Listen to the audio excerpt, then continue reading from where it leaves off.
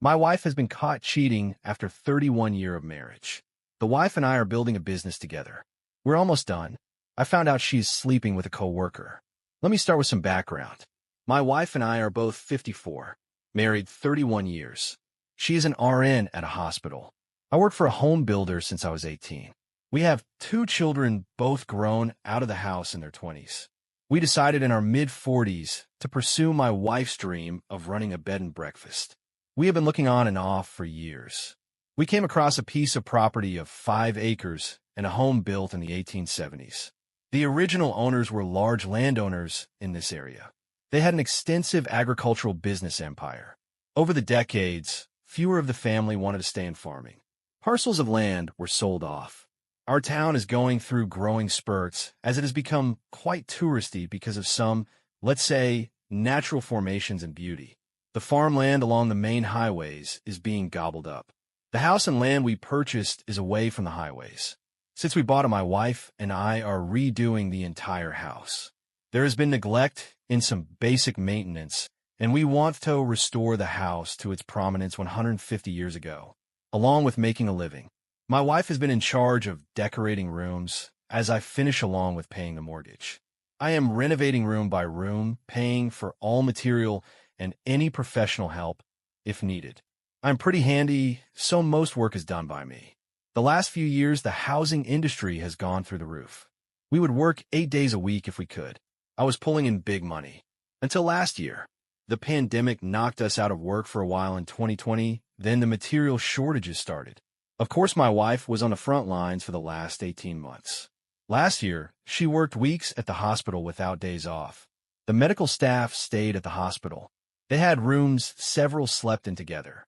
To say the least, the staff got very close. They worked 4 weeks on 2 weeks off, starting in March last year into the fall, then again after Thanksgiving. My wife has always, after the kids were older, worked for others if they asked. She watched these young parents crying because they could not see their families. So on their off time, she would give up her time off and offer it to the staff that really needed it. There were others that did this too. The whole COVID experience changed her. Watching people put on ventilators, the deaths, etc.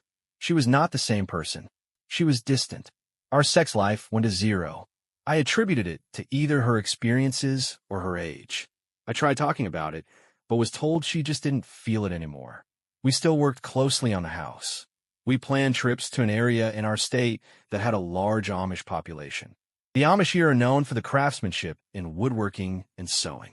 We bought several pieces of furniture for the bedrooms along with handmade quilts. This past weekend, we were planning on taking a 3-day trip to this area to buy dining room furniture. I also pay and trade with some wood that I get when I take down an old barn, which I do as a side gig. Barn wood is very much in demand. My boss calls me and tells me everyone is working the whole week as he was able to get wood and shingles for a house we have been sitting on, waiting for supplies. I told the wife we could go on Saturday and Sunday. On Friday morning, she tells me she is still going with some workers because there is a fall festival going on too. I go to a local bar that night.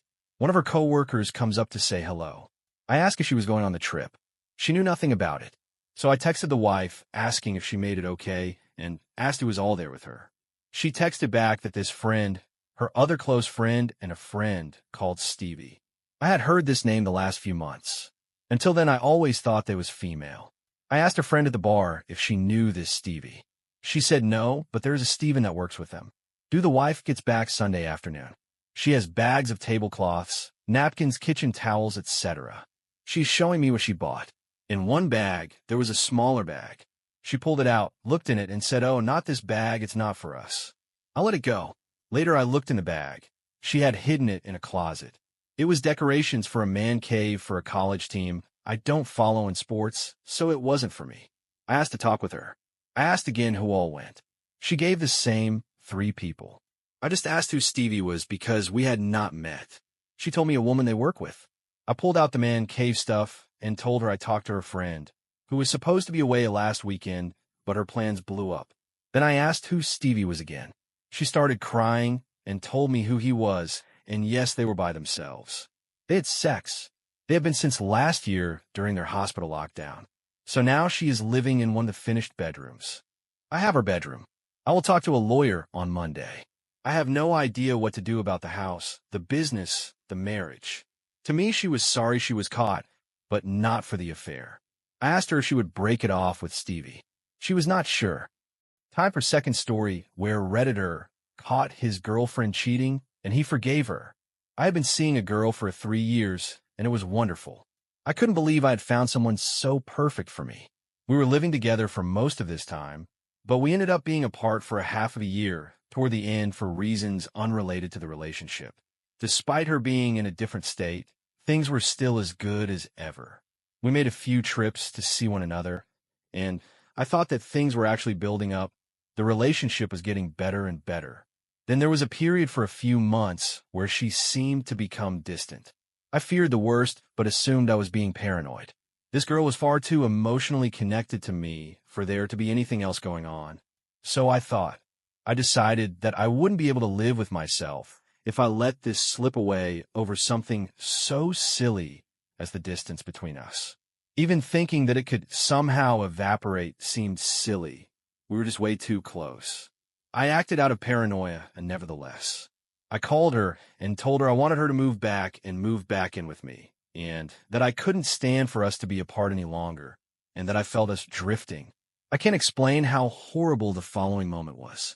I had never heard her so sad. She was mortified, and I could tell. Before she said anything, she told me I'd hang up and never speak to her again. I told her that wasn't going to happen. Maybe that prepared me. At that point, I assumed cheating, but in the back of my head, I was thinking she had maybe gotten a disease or something. It was in her wording, I spoiled everything forever, or something like that. It felt like an eternity. I was waiting for her to tell me she had HIV. That's when she told me that she was months into a pregnancy that wasn't my doing. My heart sunk. I knew that the entire future we had always planned was gone. I told her everything would be fine and that I loved her, and that accidents happened. I asked for just a few details. How far along she was, and if she was being healthy. I then told her not to worry. She'd hear from me again, but that I had to go. Afterward, I went back and looked at our phone and email history to try and pinpoint the day that she did this, assuming it was only once and with one person. The worst part was that she cheated on me when everything seemed fine. We had talked that day and had a hilarious chain of emails. It was such betrayal. Believe me, it hurt. The seriousness of a pregnancy, too. This wasn't just a blowjob. She was carrying some other guy's kid. Like what was my dream was merely some other asshole's accident. After all this time, I still can't avoid crying when talking about the details of it. When I called her back, I told her she was forgiven. I was honest and told her that I was hurt and that I can't trust her anymore, but I wasn't cruel. She knew how hurt I was, but I think she was hurting much worse. Both of our dreams were shattered, but at least I didn't need to live with thinking it was my fault. I'll admit I had some horrible feelings and thought about some horrible things I'd like to say, but I just had no desire to be vengeful. When you love someone, you don't want revenge, you want understanding. I was just sad.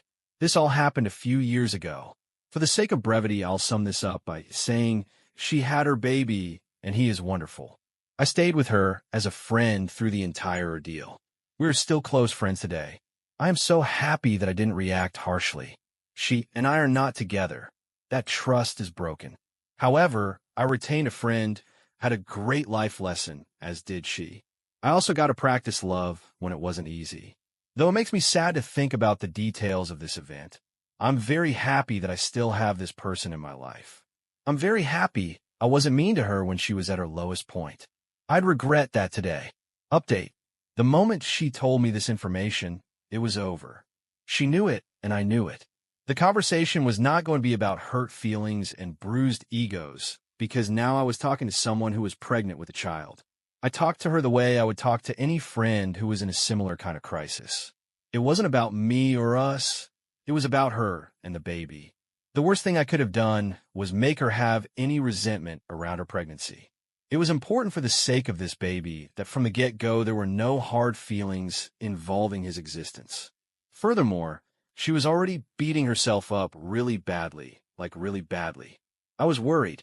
Even a half-hearted cry for help kind of event could have been detrimental to the health of the baby. She needed not to hear she was forgiven, but hear the words that would be said if she really was forgiven. She needed to be given a little grace. No, she never said anything to hint she would hurt herself either, and she never held me emotionally captive.